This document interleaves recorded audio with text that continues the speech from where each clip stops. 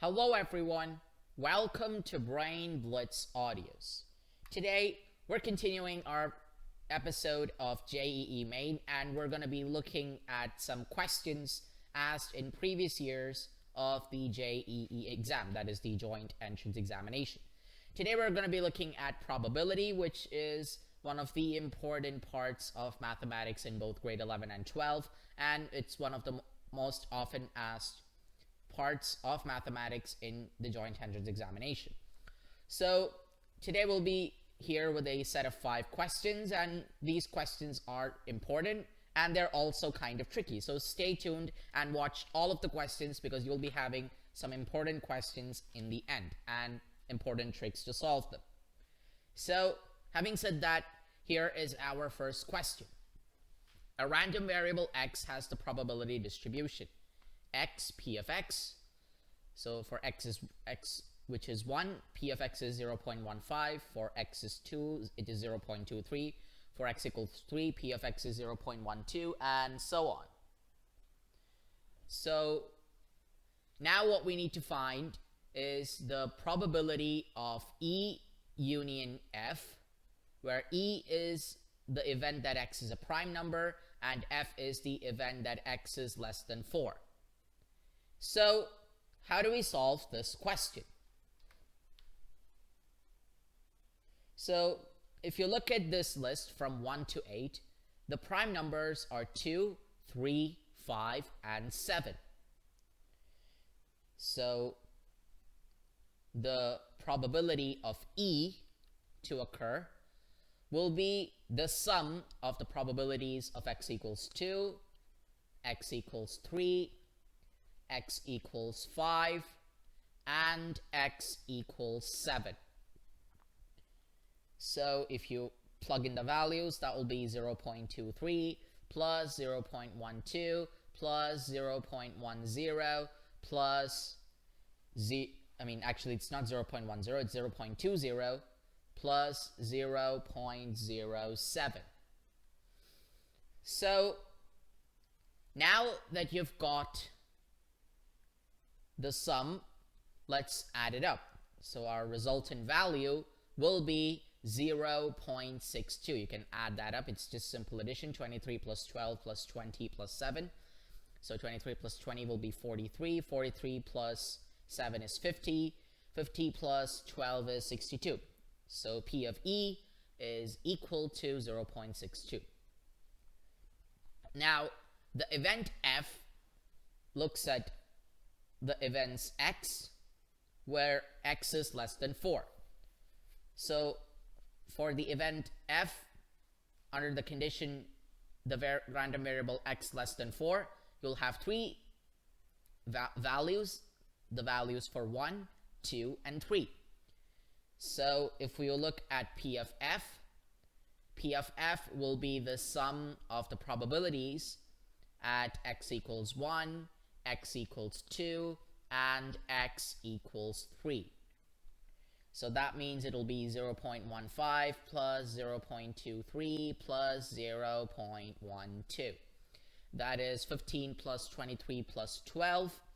So you will get 0.50 as the probability of the event F to occur. So in order to find the union of 2 events occurring, we also need to find their intersection. So if you look at the intersection, that means the values which are common to both events. That will be the cases where x equals 2 and x equals 3. So in order to find P of E intersection F, you will have to add the probabilities at x equals 2 and x equals 3. So that is 0.23 plus 0.12, which is equal to 0.35. Now, in sets, you would have learned that P of E union F will be the same as P of E plus P of F minus P of E intersection F.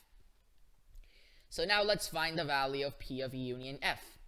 So P of E is 0.62 plus P of F is 0.50 minus P of E intersection F is 0.35. So you have 62 plus 50, that gives you 112, minus 35, which will give you 77. So the value of P of E union F will be equal to 0.77. So 0.77 is the correct answer. So that means option B will be the correct option for this question asked in 2004. Let's look at our next question. Let A and B be two events such that P of A union B bar is 1 by 6, P of A intersection B is 1 by 4, and P of A bar is 1 by 4. A bar stands for complement of event A, and A union B bar stands for complement of event A union B. You need to find the statement which resembles, which describes the events A and B correctly, whether they are equally likely or not equally likely, or whether they're mutually exclusive or independent or non-independent. So in order to solve these questions, the first thing we need to do is to find P of A. So here we have the complement event given. So from there you can find P of A equals 1 minus P of A bar.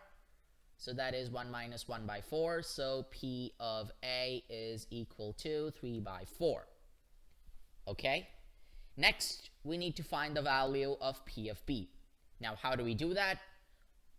We have the value of the complement, the probability of the complement of A union B. So P of A union B bar can be written as 1 minus P of A union B.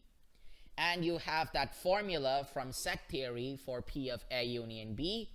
So that will be P of A minus P of B, because there is a minus outside the bracket, and minus minus becomes plus, so plus P of A intersection B.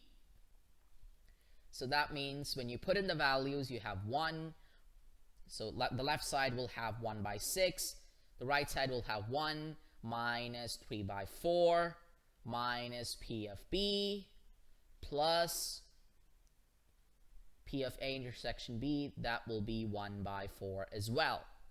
So let's take P of B to the left hand side and 1 by 6 to the right hand side.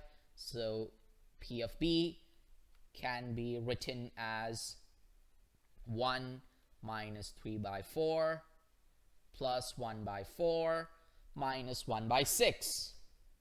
1 minus 3 by 4 will be 1 by 4. So 1 by 4 plus 1 by 4 minus 1 by 6. So that is 1 by 2 minus 1 by 6. So you have 6, 3 minus 1, 2 by 6, which is equal to 1 by 3. So now you have the value of P of A and P of B.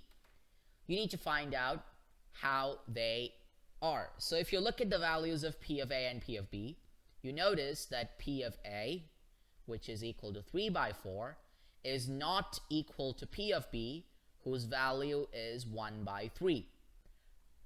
So they are not equally likely. Let's write that. Not equally likely.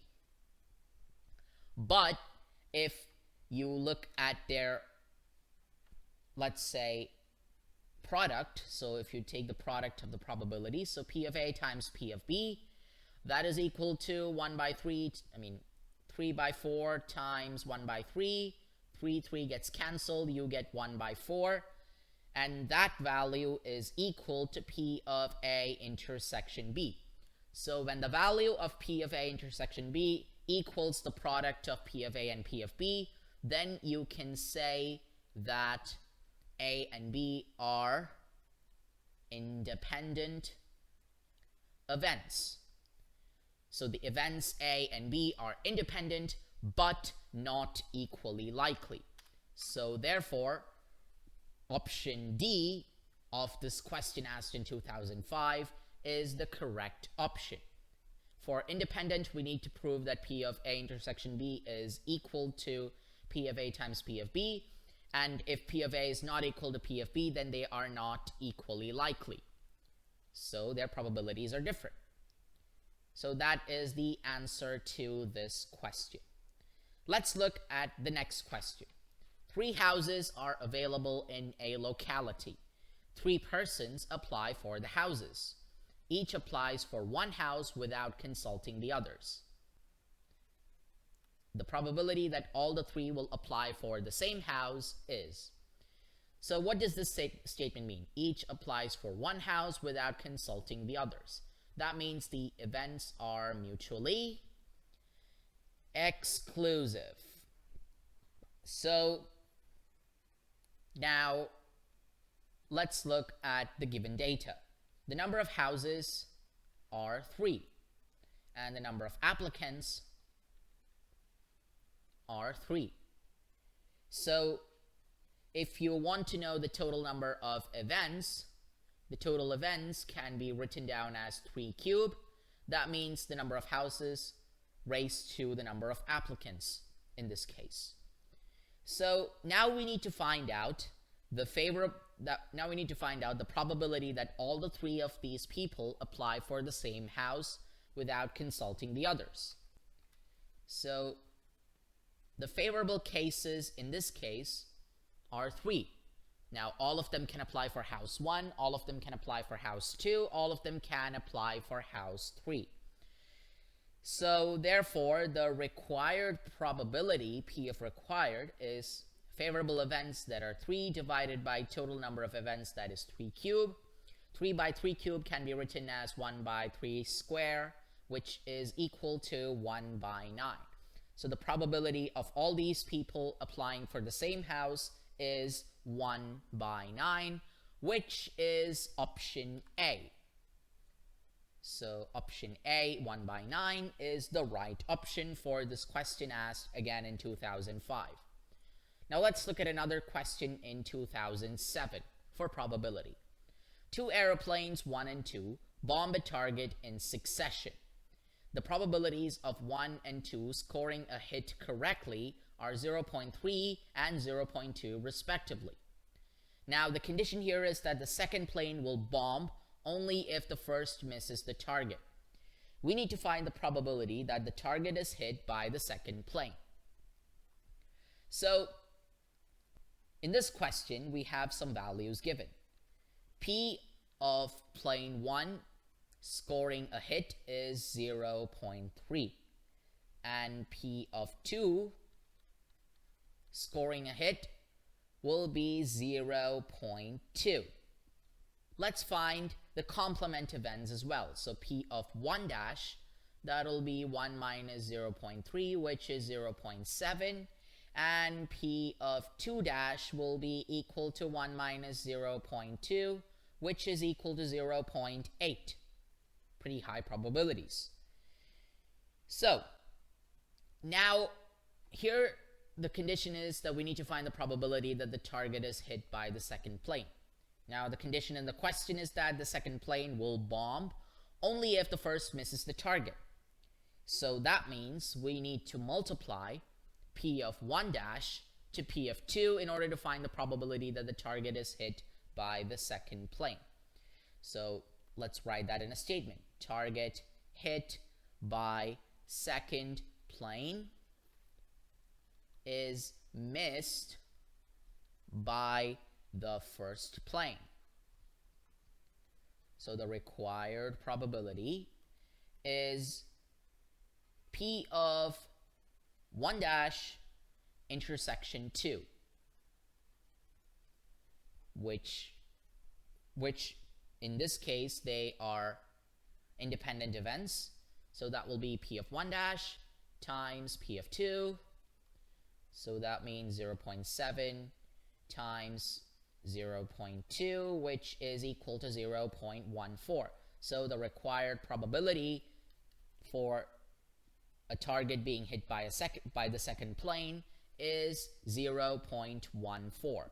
which in this case is option D. Let's look at the final question for this episode. So here it's given that the events A and B are such that P of A is 1 by 4, P of A given B is 1 by 2, and P of B given A is 2 by 3. Then P of B is 1 by 2, 1 by 6, 1 by 3, and 2 by 3. Now most people, what they do is they find, since they have P of B given A, they use the formula, find P of A intersection B, then taking the formula for P of A given B, find P of B. Now that method looks correct, but it yields the wrong answer. So in this case, what we need to do is we need to take a different approach. P of B given A, as the formula suggests, is P of A intersection B divided by P of A. So that means you can write P of A intersection B as P of A times P of B given A. So far, so good. Now, instead of substituting, what we do is we take P of A given B's formula as well. So P of A given B is P of A intersection B divided by P of B. Now that means that P of A intersection B is equal to P of B times P of A given B. So that means we can write the following equation. P of A times P of B given A equals P of B times P of A given B. So what we did is we wrote an equation for P of A intersection B with the values given. So P of A intersection, P of A given B, P of B given A, and from that we'll be finding P of B. So now let's substitute the values. P of A is 1 by 4 times P of B given A is 2 by 3.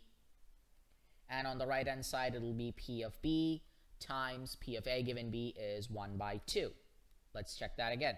A given B is 1 by 2, B given A is 2 by 3, P of A is 1 by 4. Now P of B can be written as 2 times 1 times 2 divided by 4 times 3. So 4 goes into 2 twice. 2 goes into 4 twice. So both the 2's and the 4 get cancelled. So the final probability of B is actually 1 by 3. So 1 by 3 is option C, which becomes the correct option for this question asked in the Joint Entrance Examination Mains in 2008. So that concludes this episode of Probability and JEE Main playlist. So if you want to access more of our videos on probability, we have another playlist for CBSE board exams. So over there we've done a couple of videos on probability as well. Don't forget to check that out. We'll be providing the link in the description down below. And also, if you want to access more of our useful and interesting content, then don't forget to subscribe to our channel, which is Brain Blitz Audios. So until the next webisode, take care, stay safe, bye-bye for now.